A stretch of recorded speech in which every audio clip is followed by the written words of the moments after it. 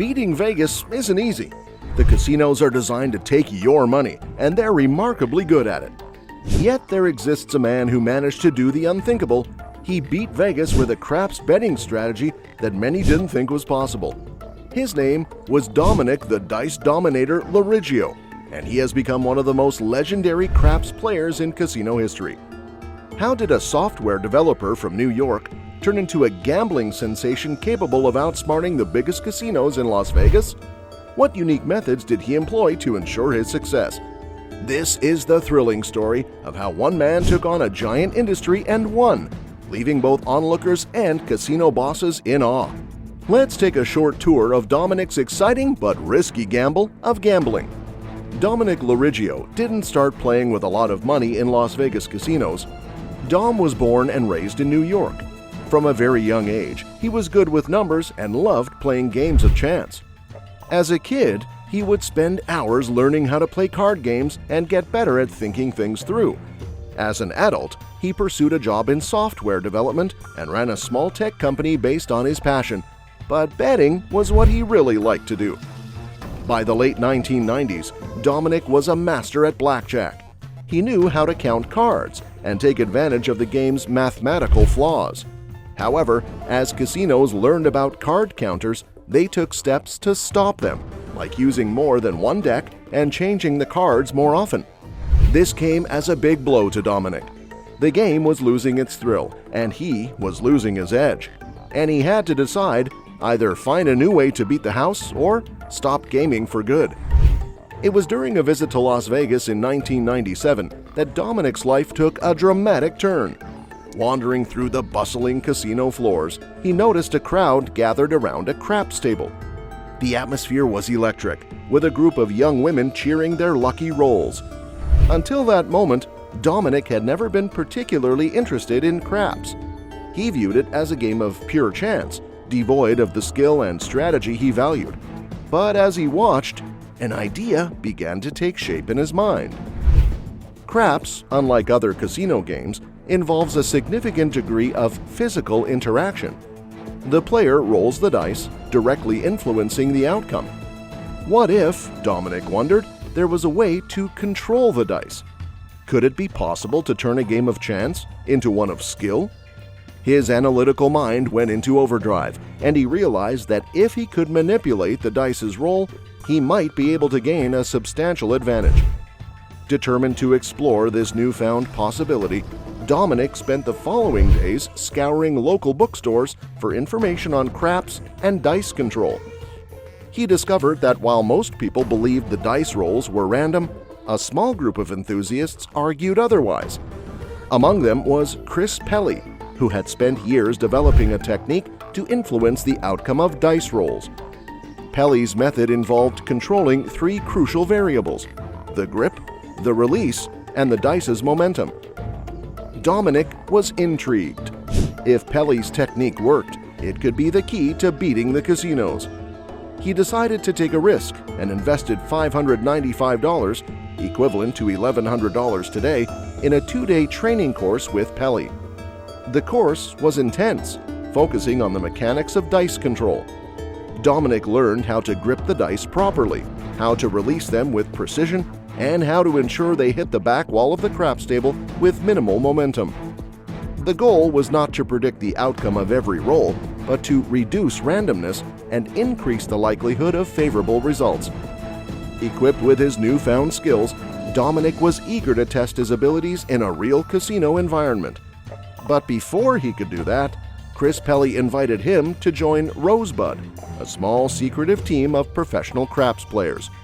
This group, composed of skilled shooters, had a strict code of conduct designed to avoid drawing attention from casino staff.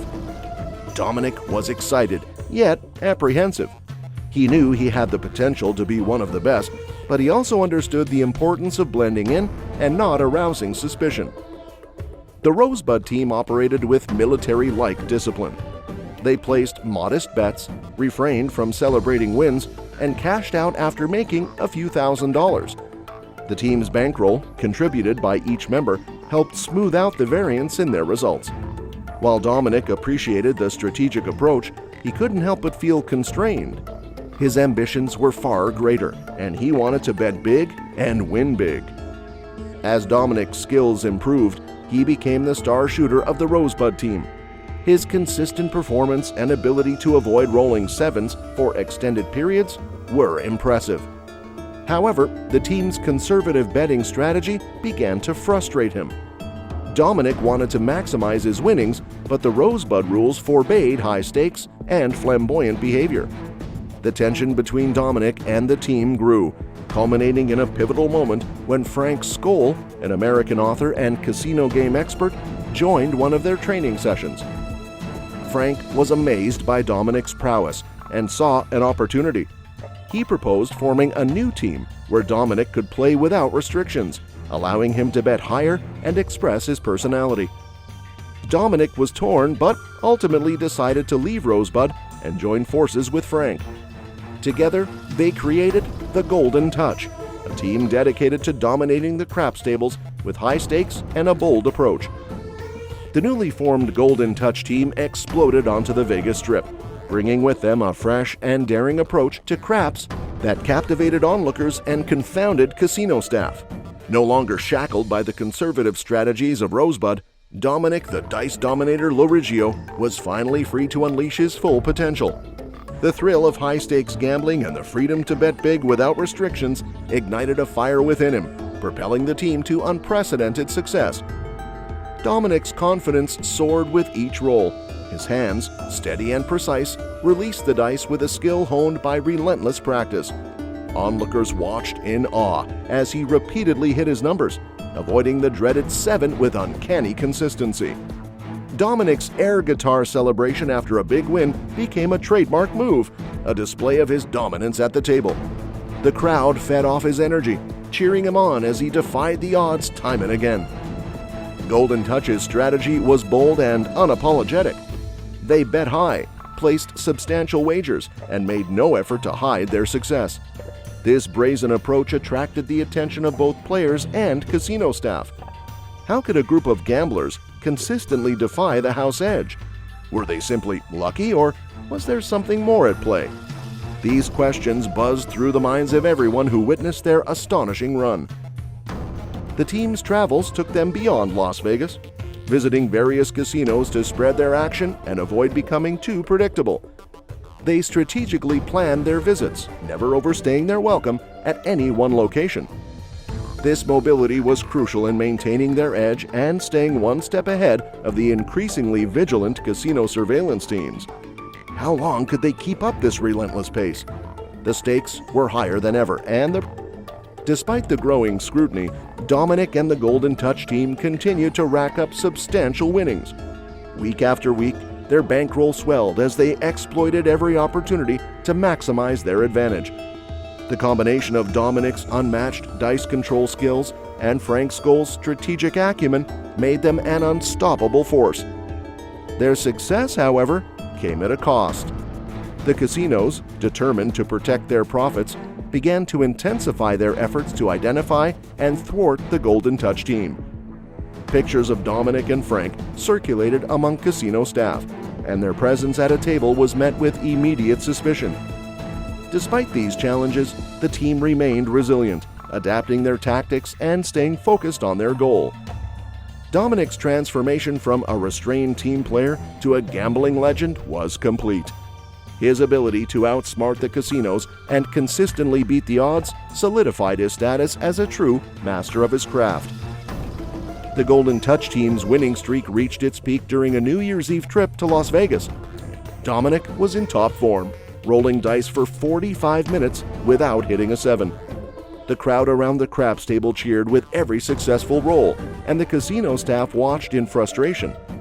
Dominic's skills had reached a level where he could manipulate the dice with remarkable precision, consistently achieving his desired outcomes. However, the attention they garnered became a double-edged sword. As stories of their exploits spread, more casinos became aware of their methods. Pictures of Dominic and Frank circulated among casino staff, and their presence at a table was met with immediate suspicion. Despite these challenges, the Golden Touch team continued to win, amassing hundreds of thousands of dollars. With success came increased pressure and danger. Casino staff, determined to protect their profits, resorted to aggressive tactics to disrupt Dominic's game. Stickmen would try to distract him, and pit bosses would hover menacingly. On one occasion, a stickman even jabbed Dominic with his stick before a roll, hoping to break his concentration. The tension was palpable, but Dominic remained focused. The turning point came when a pit boss issued a chilling threat. As Dominic prepared for another roll, the pit boss leaned in and said, "You're a dead man." The message was clear. The casinos were willing to go to great lengths to stop him. Despite the intimidation, Dominic's defiance only grew. In a bold move, he placed a $100 hop bet on a hard 10, a one-roll bet with a 30-to-1 payout. With the crowd holding its breath, Dominic executed a perfect roll, winning $3,000 and sending a message to the casino that he couldn't be easily intimidated. Dominic Lorigio's journey from a software developer to one of the most successful craps players in history is proof of his determination, skill, and willingness to take risks. His ability to control the dice and consistently beat the odds earned him the nickname the Dice Dominator. While many casinos have since banned him, his legacy lives on as a symbol of what is possible with dedication and the right strategy. Today, Dominic continues to play craps, although he often has to travel to lesser-known casinos where his reputation is not as widely recognized. His story has inspired countless gamblers to seek out new ways to gain an edge, and his methods have become the stuff of legend. For Dominic, gambling was never just about the money. It was about the challenge, the thrill of beating the house, and the satisfaction of mastering a skill that many believed was impossible. Dominic's dice control technique is nothing but a fascinating blend of physics, precision, and practice. You should take a closer look at the key elements that made his strategy so effective. The way Dominic gripped the dice was crucial. He held them in a specific manner that minimized their rotation and ensured a controlled release. This grip allowed him to influence the dice's trajectory and reduce the randomness of their roll. The next is the release. Dominic's release was smooth and calculated. He aimed to throw the dice at a 45-degree angle, maximizing their range with minimal force. This technique ensured that the dice would travel the maximum distance with the least amount of momentum, reducing the chances of a random outcome. One of the most critical aspects of Dominic's technique was the way the dice landed on the table. By ensuring they hit the back wall with minimal force, he could control their bounce and increase the likelihood of favorable results. The goal was to make the dice stick to the table rather than bounce unpredictably. And as the world knows that practice makes the man perfect, Dominic's success was not just a result of his technique, but also his relentless practice. He spent countless hours perfecting his grip, release, and landing, ensuring that his skills were second nature. This dedication and practice shaped him to perform under pressure and maintain his edge over the casinos. Despite his success, Dominic faced numerous challenges and criticisms. Many skeptics argued that his claims of dice control were exaggerated or impossible. They pointed out that the casino's use of random number generators and other measures made it difficult to consistently beat the odds. However, Dominic's results spoke for themselves. His ability to consistently win and his reputation among professional gamblers were a testament to his skills. While some remained doubtful, others saw him as a pioneer who had discovered a new way to gain an edge in the world of gambling. As casinos continue to evolve and implement new measures to protect their profits, the future of dice control remains uncertain. However, Dominic's legacy lives on, inspiring a new generation of gamblers to explore innovative strategies and push the boundaries of what is possible. For Dominic, the thrill of the game and the satisfaction of beating the house will always be his driving force. His journey from a software developer to a gambling legend is a story of determination, skill, and the relentless pursuit of excellence. Whether he is remembered as a pioneer, a master of his craft, or simply as the Dice Dominator, Dominic Lorigio's impact on the world of gambling is undeniable.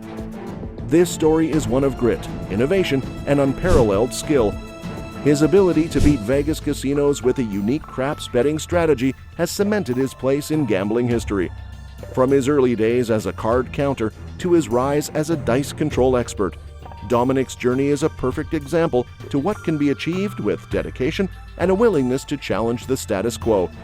His legacy continues to inspire and captivate, proving that sometimes the house doesn't always win. So if you like the dedication of Dominic, give a thumb and subscribe to the channel for more videos like this.